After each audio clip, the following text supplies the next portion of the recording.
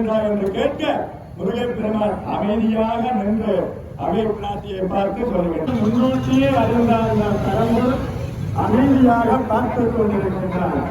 முருகப்பெருமான் உலகத்தினை சுற்றி வந்து கொண்டிருக்கின்றார்.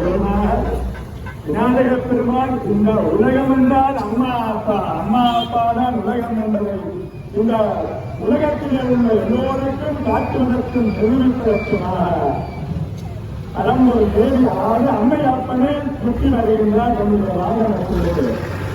அப்பனை சுற்றி கொண்டு வந்து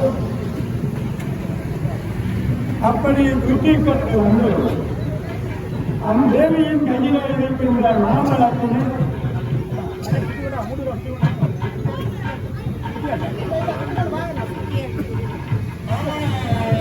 சுற்றிக் கொண்டு வந்து தாயினுடைய கையிலே இருக்கின்ற மாம்பழத்தை அம்மா நான் தான் உலகத்தை முதலாவதாக சுற்றிக் கொண்டு வந்தேன், எனவே மாம்பழத்தினை என்னிடம் தாருங்கள் என்று சொல்லி அந்த நாயினுடைய கையிலே இருந்த மாம்பழத்தினை விநாயகர் பெருமான் வாங்கிக் கொள்ளுகின்றார்.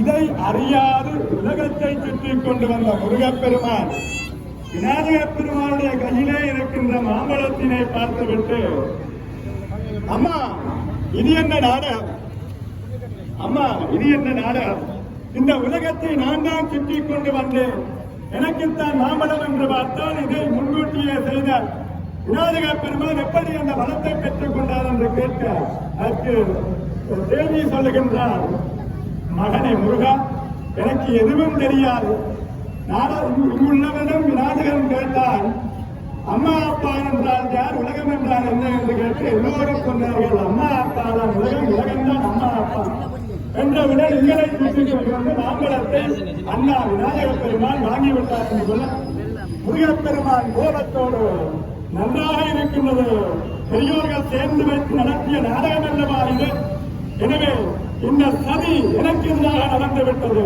எனவே இதை நான் ஒருவரும் பொருந்திக் கொள்ள மாட்டேன், நான் ஏற்றுக்கொள்ள மாட்டேன்.